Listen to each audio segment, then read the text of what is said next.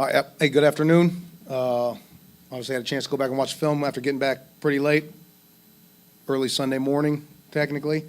Obviously, quite a few good things on there to hopefully build off of and highlight where when you put in a good week of preparation and you execute, good things happen from that, but still obviously quite a few things that we have to improve upon and get better at if we're going to win football games. And so, but that was a heck of a football game. Both teams going back and forth making plays, and like I said, post game they made one or two more there in the fourth quarter to tip the balance, and that's football. And so we have to look at the things that we can do to set ourselves up to execute better in situational football and to make those game-changing plays, and that's how you come out on top. But we find ourselves we're coming off back-to-back losses, and we're facing a program that probably most teams don't want to be facing in that scenario. But Alabama is playing very well right now. Obviously, as talented of a program, their roster, as any team in the country. On defense, I think they're playing as good as anyone in the country. I mean, they're playing lights out on defense. They are fun to watch, except for the week that you have to play them. But they're very impressed. And then on offense, that seems to me like every week they are further identifying exactly what their identity is and what they do really well and how do they play to their strengths. And they're still extremely talented, big and physical up front. Quarterback is as athletic as anyone in the country. Stable of running backs who tremendous lateral quickness and strength at the point of attack, and then receivers who can blow by you. And Jalen Milroe's throwing the ball over a bunch of teams' heads for big plays over the top. And so I think they're like I said, they're getting better every week, confirming who their identity is, playing to the strength of their defense, and it's going to be quite the challenge for us. So with that, I'll open up to questions.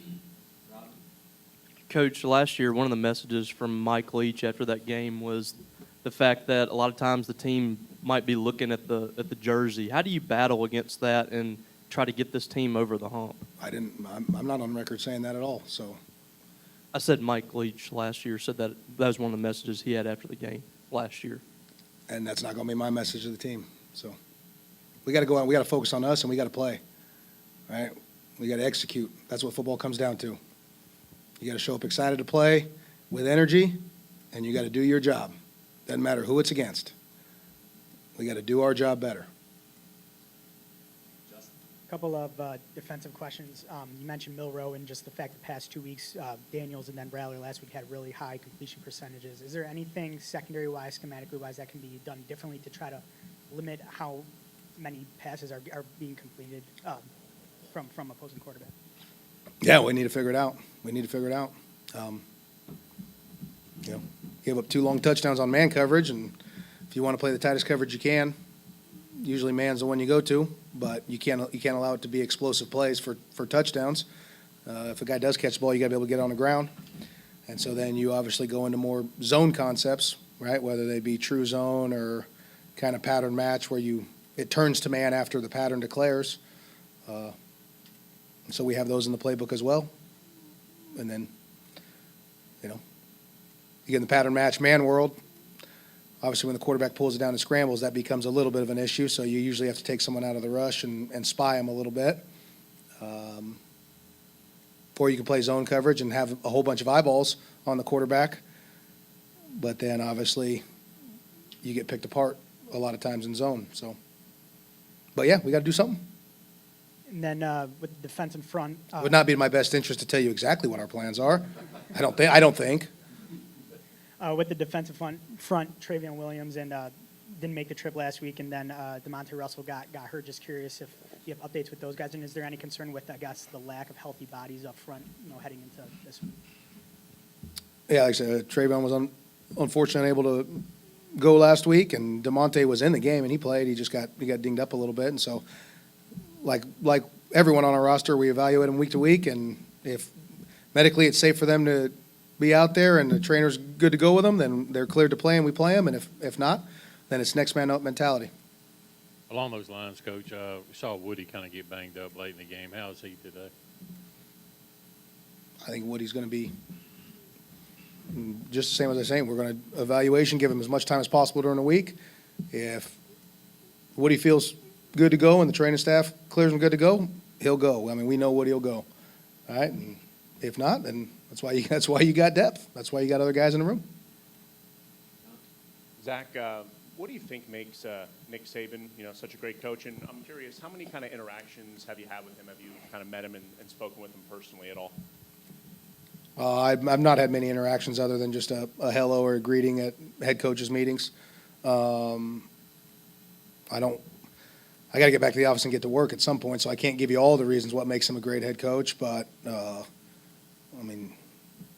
he knows the fundamentals, techniques, schematics of every position on the field on both sides of the ball. He's a tremendous recruiter. He hires as good of staffs as anywhere in the country who are good developers, they're good teachers of the game, and they're really good recruiters. He's probably as good as anyone at program management, overseeing everything that goes into putting together a winning culture and program. It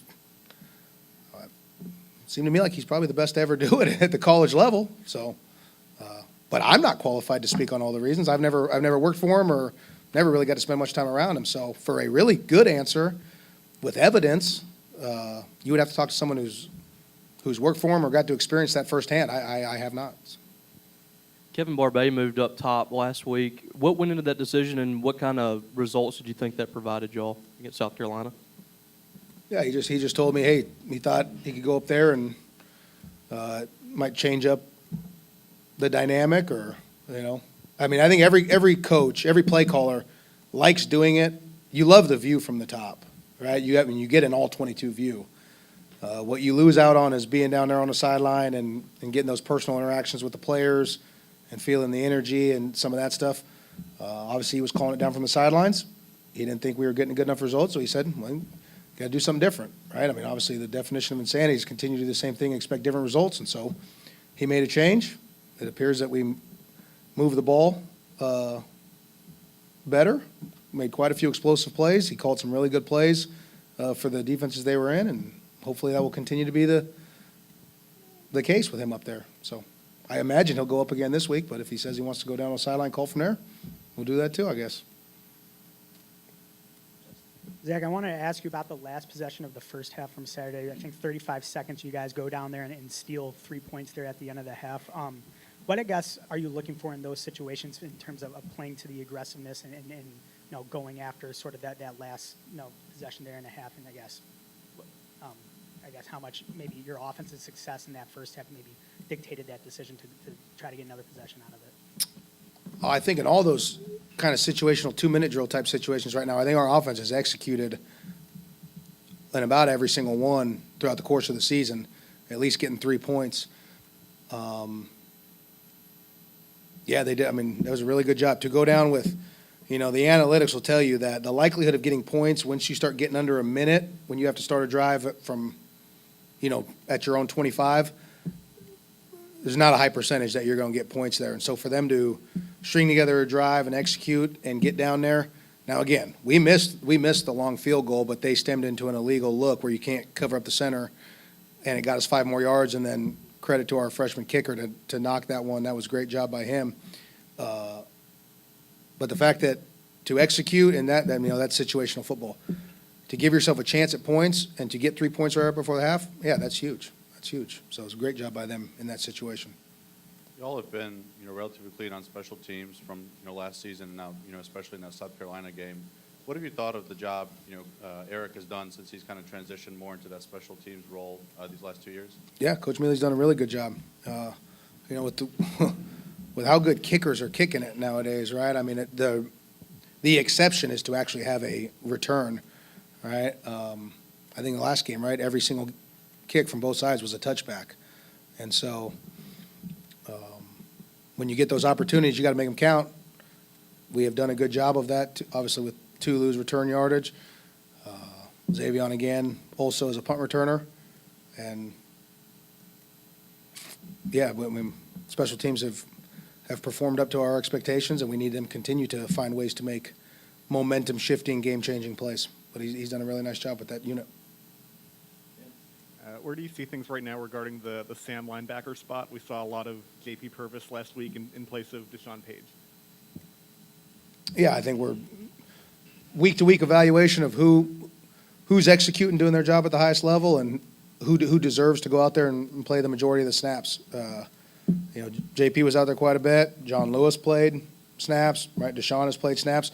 Deshaun really has been like a swing guy for us because he can play Sam, but he also can play inside linebacker and kind of spell Buki and Jet a little bit. And so to wear that many hats is valuable within our defense. And so like I imagine most teams across the country, right? We get the game film, you grade it, you evaluate it, and then you make a determination on who deserves more or less playing time in the following week.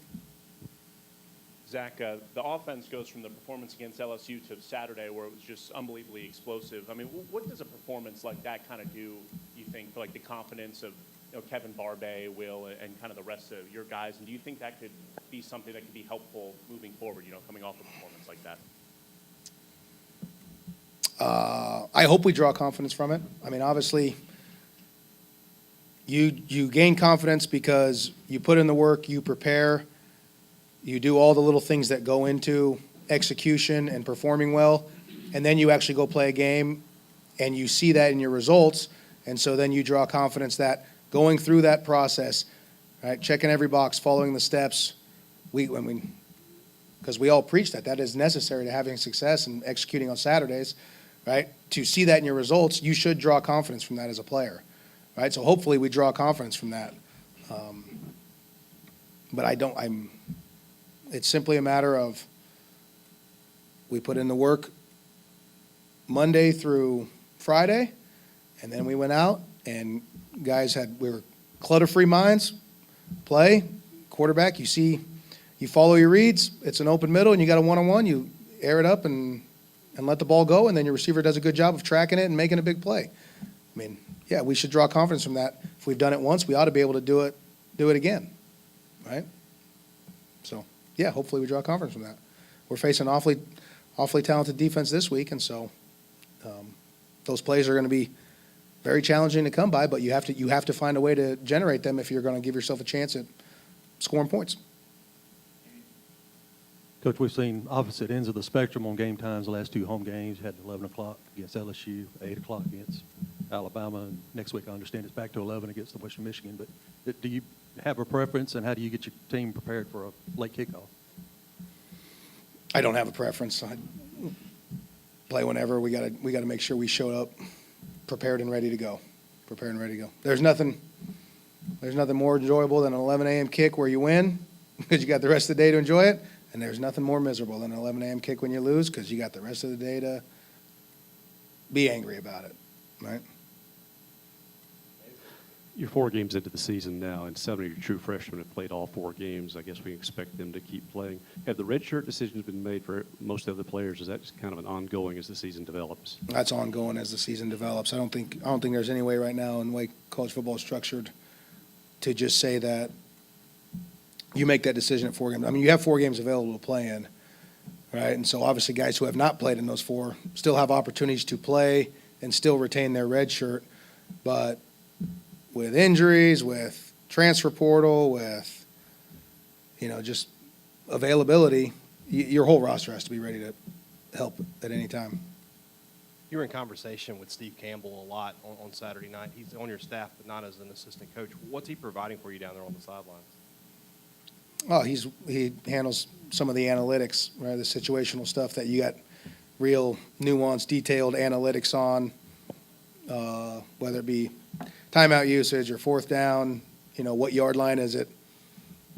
Maybe statistical advantage to go for it as opposed to punt versus take a penalty and, gain 5 more yards for your punt team or field goal. So, again, the book that everyone references, right? That's kind of taken over football. Obviously, he kind of oversees that. And so, yeah, we converse from time to time over what the analytics say. Anything else? All right, thank you very much, Hail State. Oh, sorry. No, go ahead. I was planning to ask Will later, so I'll ask you just about, he's had a lot of tipped balls at the line of scrimmage this year, just from the defensive lens of things, I guess. Is there anything he can be doing from the quarterback spot differently to prevent those from happening more often? Try growing 6 inches, but no, that's bad humor. I apologize. No, there's a lot that goes into it. I mean, obviously, because what route you're running, sometimes that puts it in the lane of that defender versus not. I mean, you like to obviously find a throwing lane every time you can, but there are things you can do in protection-wise too. All right, I mean, maybe you got to cut more guys in protection, so that way they either got to get their hands down to play the cut, or they're getting cut and they can't tip those balls. So yeah, that is something we're actively evaluating. Hey, look at all these tip balls. What can we do differently? So that's part of an ongoing evaluation, I guess, from us as coaches. But again, I can't give you all other than, hey, I tell them pass rushers be ready for getting cut a whole lot.